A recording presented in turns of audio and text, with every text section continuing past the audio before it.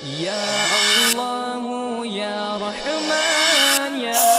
رحیم یا کریم۔ لوگوں کی جو پرائیویٹ املاک ہے اس کو نقصان بھی پہنچایا گیا۔ آیا کہ یہ واقعہ پیش آیا ہے یا نہیں، کن باتوں پر عمل کر کے ان واقعات سے بچا جائے اور پاکستان کے اندر اس طرح کا کوئی واقعہ پیش نہیں آ سکتا۔ اور چند بازاری مولوی جن کو میں ریڈی میڈ مولوی کہتا ہوں، تو اس میں آپ نے اپنا لہجہ نرم اختیار نہیں کرنا کہ آپ اپنی بچیوں کی سوسائٹی پر نظر رکھیں۔ الحمدللہ رب العالمین والصلاة والسلام علی سید الامام الانبیاء والمرسلین، اما بعد فاعوذ باللہ من الشیطان الرجیم، بسم اللہ الرحمن الرحیم۔ السلام علیکم ورحمۃ اللہ وبرکاتہ۔ امید کرتا ہوں کہ آپ سب خیریت سے ہوں گے۔ میں ہوں آپ کا ہوسٹ شاہد سلیم اور آپ دیکھ رہے ہیں شاہد رائٹس چینل۔ چند دن قبل پنجاب کالج کے ایک واقعے کو لے کر پورے ملک کے اندر ایک ہنگامہ آرائی کی گئی، ایک پروٹیسٹ ریکارڈ کروایا گیا، توڑ پھوڑ کی گئی، لوگوں کی جو پرائیویٹ املاک ہے اس کو نقصان بھی پہنچایا گیا، اور آج اسی ٹاپک پر ہم گفتگو کریں گے کہ ہم اس معاملے کو کس طرح دیکھتے ہیں۔ جن دوستوں نے ابھی تک ہمارا چینل سبسکرائب نہیں کیا ہے وہ چینل کو سبسکرائب کر دیں تاکہ ہر آنے والی نئی ویڈیو بر وقت آپ تک پہنچ جائے۔ اور اب اس واقعے کی بات کرتے ہیں کہ چند لوگوں کا کہنا ہے کہ یہ واقعہ ایگزسٹ ہوا ہی نہیں،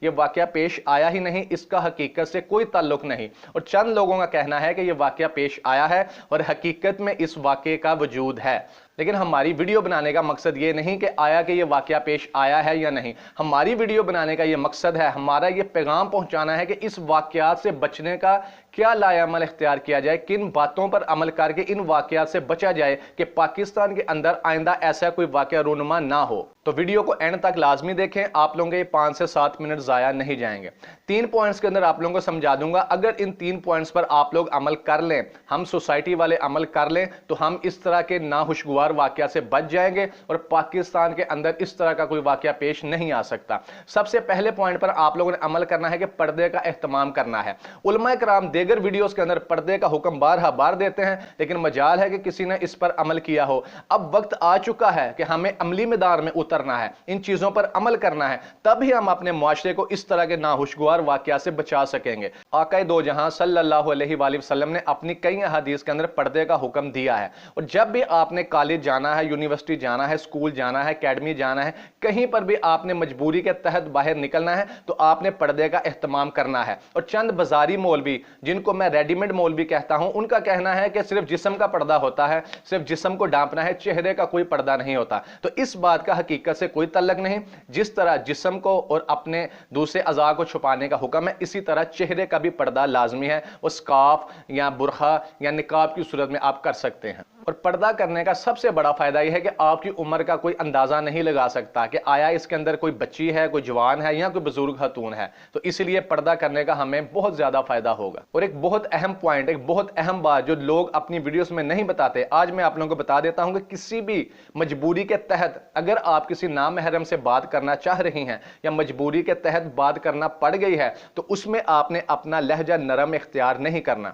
سورۃ الاحزاب آیت نمبر 32، اس آیت کا مفہوم یہ ہے کہ اگر باعث مجبوری، کسی مجبوری کے تحت کسی نامحرم مرد سے آپ کو بات کرنی پڑ جائے تو اپنے لہجے کے اندر شیرینی پیدا نہیں کرنی اور نہ ہی کوئی لچک دکھانی ہے تاکہ اگلا کوئی سمجھنے والا کوئی غلط مطلب نہ سمجھ آئے۔ اور جب بھی آپ نے کسی مجبوری کے تحت کسی نامحرم مرد سے بات کرنی ہے تو کسی حد تک خشک لہجہ اختیار کیا جائے۔ اور دوسرا پوائنٹ، بہت اہم پوائنٹ، کہ جو والدین ہیں، جو بچوں کے ماں باپ ہیں، ان کے گھر والے ہیں، ان سے میری التجا ہے، میری یہ گزارش ہے کہ آپ اپنی بچیوں کی سوسائٹی پر نظر رکھیں۔ جب وہ کالج جاتی ہیں، یونیورسٹیز جاتی ہیں، سکول جاتی ہیں، اکیڈمیز جاتی ہیں، جب بھی کسی مجبوری کے بحث باہر نکلتی ہیں تو ان کے سوسائٹی پر آپ نظر رکھیں کہ ان کے ارد گرد جو ان کی سہیلیاں ہیں، جو ان کی فرینڈز ہیں، جو ان کی قریبی دوست ہیں، وہ کس قسم کی ہیں اور ان کی سارے دن کی مصروفیات کس قسم کی ہیں، ان پر نظر رکھنا والدین کی ذمہ داری ہے۔ اور تیسرا پوائنٹ، بہت اہم پوائنٹ، کہ جس طرح آپ اپنی بچیوں کو